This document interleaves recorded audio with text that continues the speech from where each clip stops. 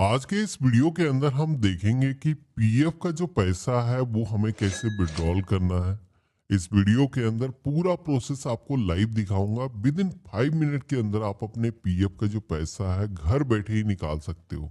सबसे पहले तो हमें अपना जो प्ले स्टोर है वो ओपन करना है। यहाँ पर हमें सर्च करना है उमंग। तो आप सभी के सामने ये जो एप्लीकेशन है आ जाएगी। ये गवर्नमेंट की ही एप्लीकेशन है और इस एप्लीकेशन के जरिए पीएफ का जो पैसा आप पेपरलेस प्रोसेस से घर बैठे फ्यू मिनट के अंदर विड्रॉल कर सकते हो। हम इसे इंस्टॉल करेंगे।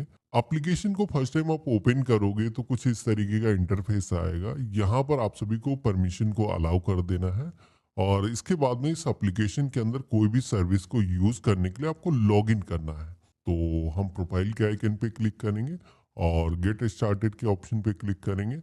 यहाँ पर अगर आप पहले से एप्लीकेशन को यूज़ कर रहे हो तो डायरेक्टली आप लॉगिन कर सकते हो, नहीं तो एम पिन आपके पास में नहीं है तो रजिस्टर हेयर के ऑप्शन पे क्लिक करना है। और इसके बाद में हमें अपना जो मोबाइल नंबर है, अपना स्टेट यहाँ पर सेलेक्ट करना है। आई एग्री के ऑप्शन पे क्लिक करना है, कंटिन्यू के ऑप्शन पे क्लिक करना है। एक ओटीपी आएगा जो आपने नंबर दर्ज किया है, यहाँ पर वो ओटीपी दर्ज करना है।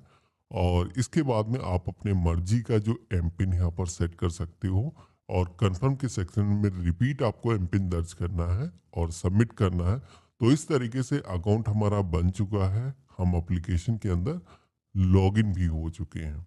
अब लॉगिन होने के बाद में पीएफ से रिलेटेड वैसे तो सर्विसेज का यहाँ पर डैशबोर्ड आपको मिल जाएगा, लेकिन यहाँ पर अगर आपको ये ऑप्शन नहीं दिखता क्योंकि बैनर यहाँ पर चेंज होते रहते हैं, तो आपको उसको लाने के लिए सर्विस का यहाँ पर मेनू का आइकन दिखेगा, इस पे आपको क्लिक करना है। अब यहाँ पर सर्विसेज की लिस्ट आ जाएगी जिसमें यहाँ पर सर्च करने का जो ऑप्शन दिया गया है इस पे हमें क्लिक करना है और यहाँ पर हमें सर्च करना है ईपीएफओ। तो हमारे सामने ये ऑप्शन आ जाएगा। अब यहाँ पर आप सभी को आप देखोगे कि ईपीएफओ जैसे हमने चूज किया है तो ministry of labour and employment की जो है सर्विसेज की पूरी लिस्ट आ चुकी है, जहां पर आपको पीएफ अगर विड्रॉल करना है, बैलेंस चेक करना है, उससे रिलेटेड जो भी सर्विसेज की ज़रूरत होती है सारी सर्विसेज इस एप्लीकेशन के अंदर आपको मिल जाती हैं।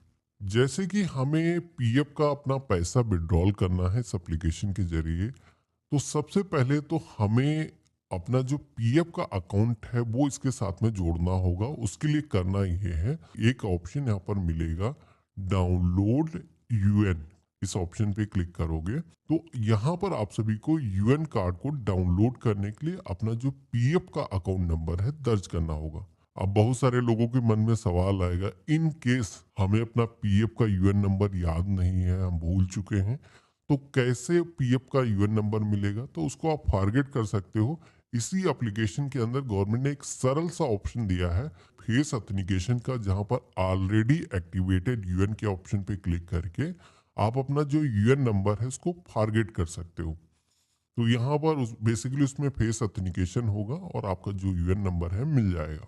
तो यहाँ पर हमें जैसे कि यूएन नंबर पहले से पता है, दर्ज करेंगे, सबमिट करेंगे, अपनी जो डेट ऑफ बर्थ है कैलेंडर के ऑप्शन पे क्लिक करके ईयर, मंथ और डेट चूज करेंगे और इसके बाद में सबमिट करेंगे। तो यहाँ पर हमारा जो पीएफ का यूएन कार्ड है वो यहाँ पर डाउनलोड हो चुका है। हम इसे डाउनलोड के ऑप्शन पे क्लिक करके सेव करके अपने पास में रख सकते हैं। अब ये करने के बाद में बारी आती है पीएफ का पैसा विड्रॉल करने की। अब पीएफ का पैसा जब भी हम विड्रॉल करते हैं तो उसके लिए कितना पैसा हमारे पास में है ये भी हमें पता होना चाहिए। तो इसके लिए सबसे पहले तो हमें क्लिक करना है व्यू पासबुक के ऑप्शन पे, जहां पर अगर आप क्लिक करोगे तो पीएफ का यूएन नंबर ऑलरेडी आ जाएगा, सबमिट करना है। तो यहाँ पर आप सभी को वो कंपनीज के नाम देखने को मिल जाएंगे जिन कंपनीज के अंदर इससे पहले आपने काम किया है। तो यहाँ पर जिस भी कंपनी के पीएफ के बैलेंस के बारे में आपको जानना है, उसका पैसा आपको विड्रॉल करना है, तो उसके नाम के आगे यहाँ पर क्लिक करना है।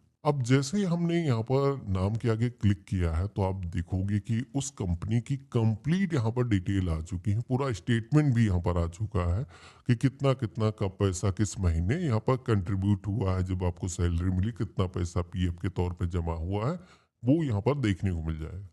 और टोटल पैसा कितना हो चुका है तो यहाँ पर ऊपर ही आपको देखने को मिल जाएगा एम्प्लॉय शेयर, जो पैसा आपका सैलरी से कट हुआ है वो यहाँ पर टोटल दिखेगा।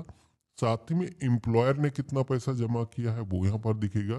पेंशन के तौर पर कितना पैसा कंट्रीब्यूट हुआ है वो अलग दिखेगा। तो ये चीज़ आपको ध्यान रखनी है कि पीएफ का जो पैसा हम निकालते हैं तो पेंशन का पैसा निकालने के लिए अलग फॉर्म भरने की ज़रूरत होती है। तो यहाँ पर क्लियर हो गया। हम यहाँ पर ये जो स्टेटमेंट है इसको डाउनलोड करके अपने पास में रख सकते हैं।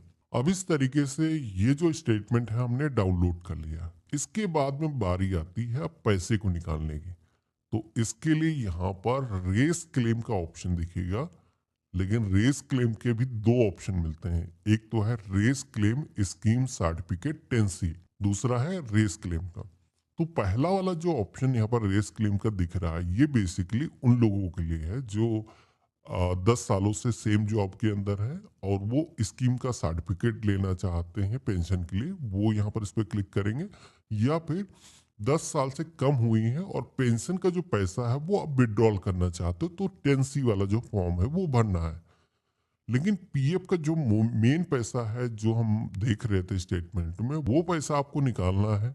भले ही आप जॉब के अंदर हो वर्तमान के अंदर या फिर आपने जॉब छोड़ दी है, तो यहाँ पर रेस क्लेम का जो ऑप्शन मिलता है इस पे हमें क्लिक करना है। जैसे हमने क्लिक किया है तो अब आप देखोगे कि हमारे सामने हमारी कुछ बेसिक इंफॉर्मेशन आ चुकी है, जिसमें कि पीएफ का अकाउंट होल्डर का नाम हो गया और साथ ही में केवाईसी की डिटेल, आपका पैन कार्ड, आधार कार्ड इसके साथ में जुड़ा है या नहीं जुड़ा है, आईएफएसओ कोड और बैंक की जो डिटेल है वो यहाँ पर दिखेंगे।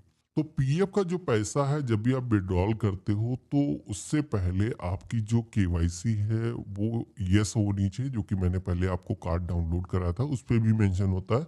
बाकी अगर किसी की केवाईसी पहले से नहीं हो रखी है तो पैसा निकालने से पहले आपको केवाईसी करना है, बैंक खाता अपना जोड़ना है। तो वो काम कैसे कर सकते हो अगर किसी को यहाँ पर देखने को नहीं मिलता है, तो आई बटन पे मैं वीडियो आपको दे दूंगा जिस पे क्लिक करके आप हमारा वो वीडियो देख सकते हो जिसके अंदर मैंने केवाईसी करने का प्रोसेस बताया था।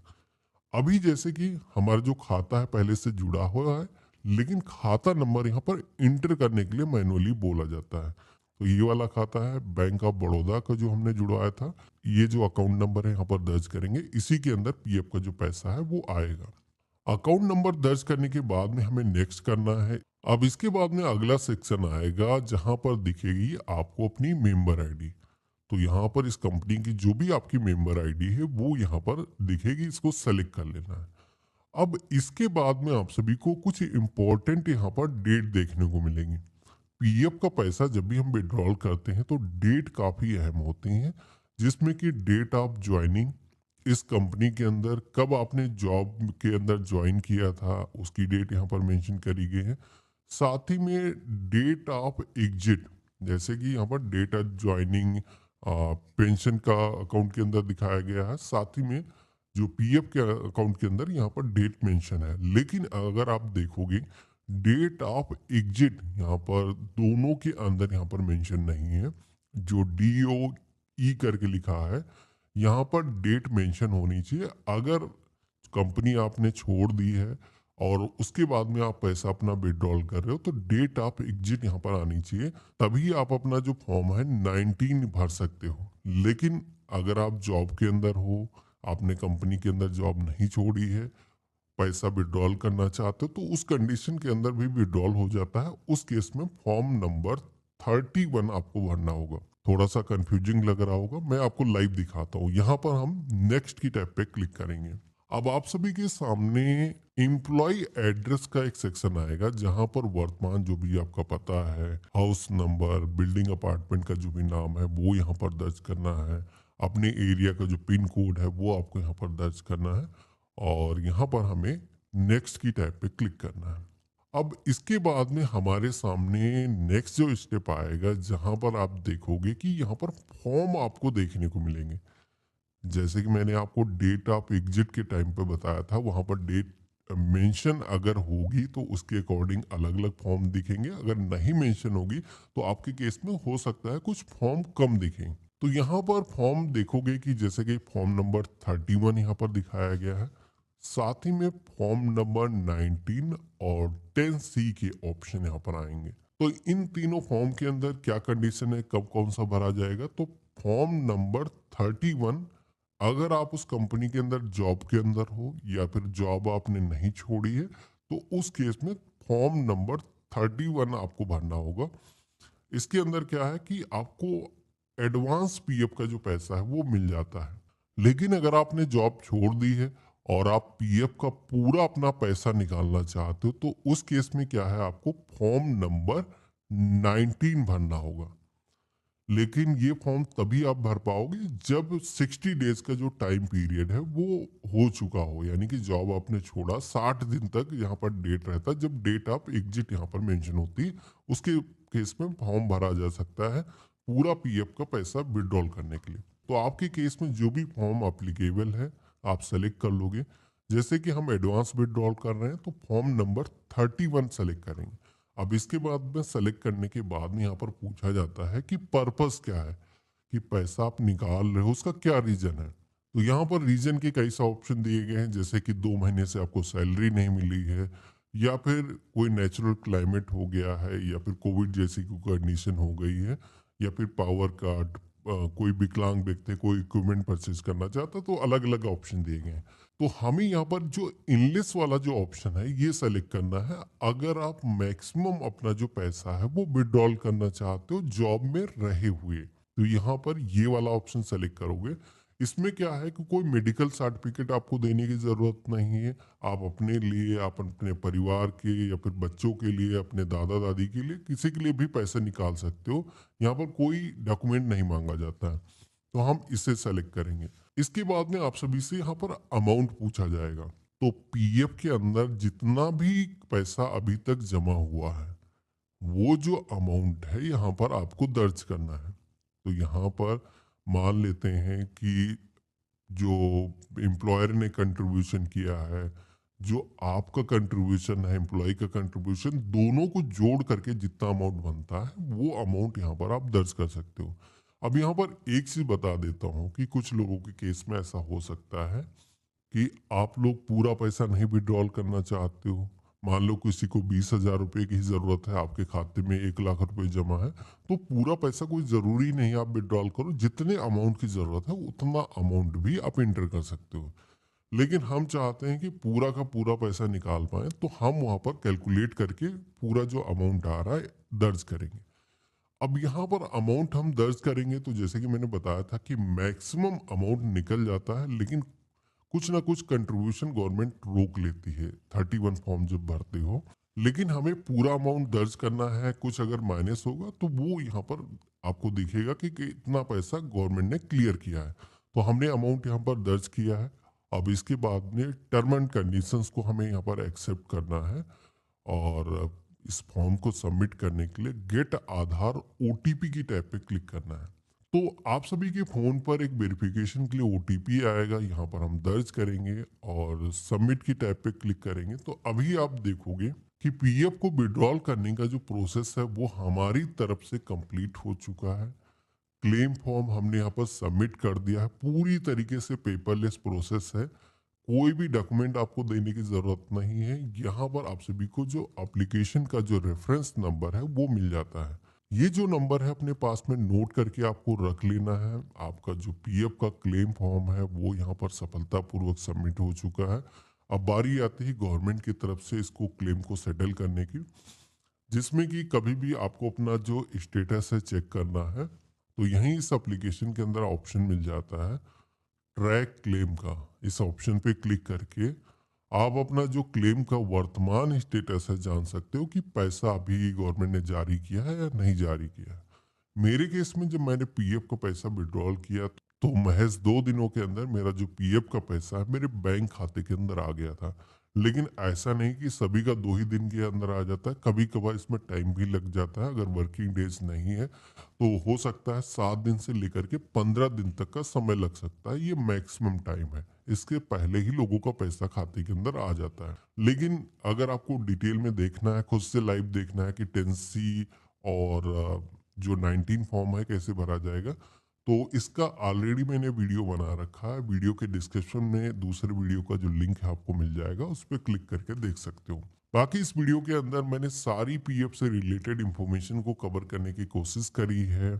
फिर भी आप सभी के मन में कोई भी सवाल है, जैसे कि आपको केवाईसी करना है या फिर आप सभी को बैंक खाता जोड़ना है, पीएफ का पैसा एक अकाउंट से दूसरे अकाउंट के अंदर ट्रांसफर करना है, तो ये काम कैसे किए जाते हैं, इसका भी वीडियो बना हुआ है। वीडियो के डिस्क्रिप्शन में हमारे दूसरे जो वीडियो हैं उनके जो लिंक है आपको मिल जाएंगे।